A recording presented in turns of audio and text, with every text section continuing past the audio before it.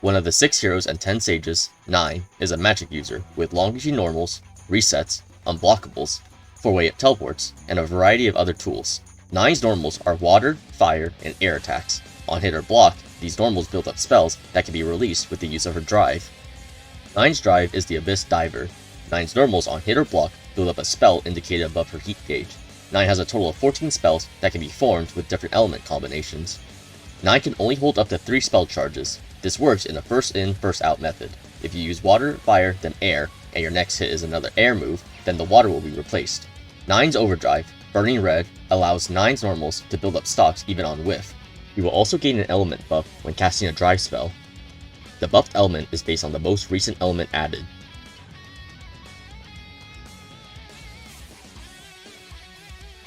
Nine has a 4-way teleport dash. On the ground or in the air, 9 teleports left or right. The second teleport can go left, right, up, and down. 9 can use both teleports after a double jump, but cannot double jump after a teleport. Both back and forward teleports are projectile invuln frames 1 through 4, and fully invuln frames 5 to 32. 9 is also in counter hit state during the second teleport. We'll briefly go over 9 spells. Any direction of drive will cast the current spell. No element in stock uses Everlasting Squirrel. This move can beat projectiles and used in combos. Only water creates Lapis Lazuli of Lamination. The spell becomes larger, has higher damage, and is less negative the more water is in stock. This move can be used to start combos or end combos. This spell freezes the opponent and forces a restand. Just like Jin's drive, opponents cannot mash to recover. Only air creates Emerald of Enmity. The spell becomes larger, has higher damage, is less negative, and gains an extra hit for each air in stock.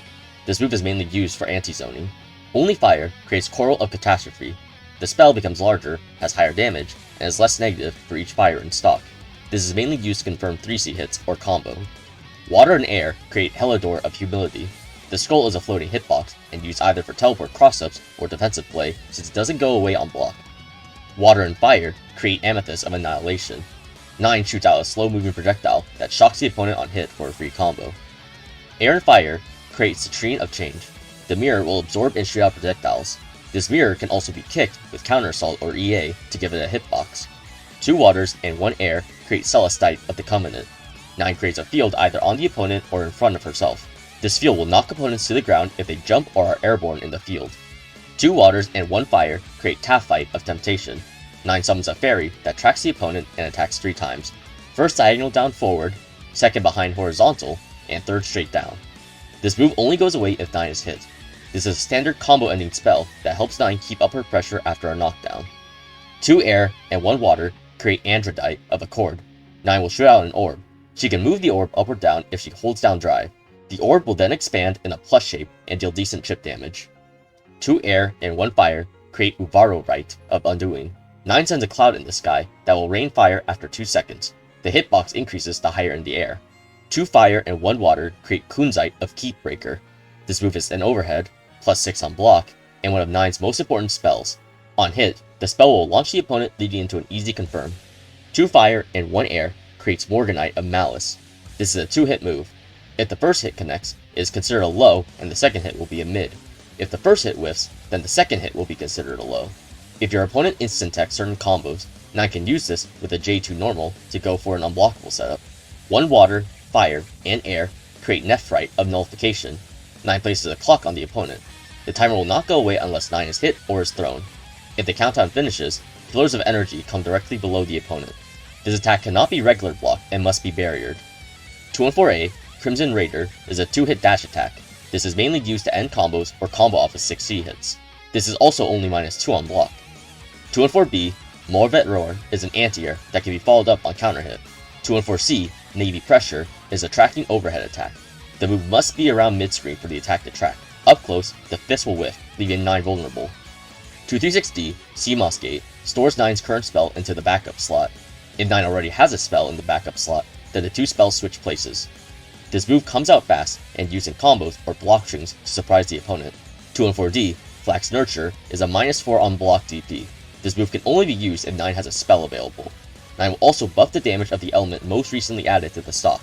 236-236A, Flame Punisher, is a beam super that has invuln frames 1 through 2. It's a decent anti-zoning tool and can be used as a combo ender.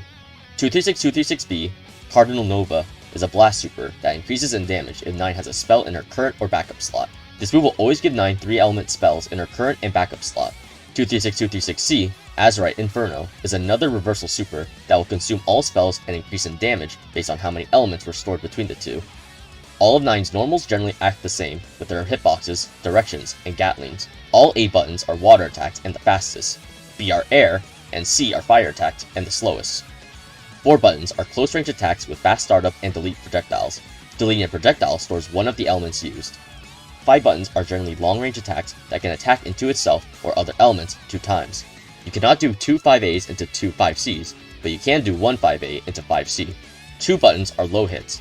Just like 5 buttons, 9 can cancel into 2 buttons into itself 2 times. 6 buttons are anti-air attacks. 6A is best used for opponents up close, while 6C is best used to catch opponents jumping away, like in round start or after a block Kuzanite. 9 only has 1 sweep, and that is her 3C.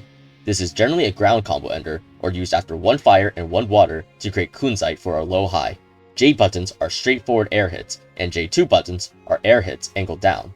J buttons can combo into J2 buttons, but not the other way around.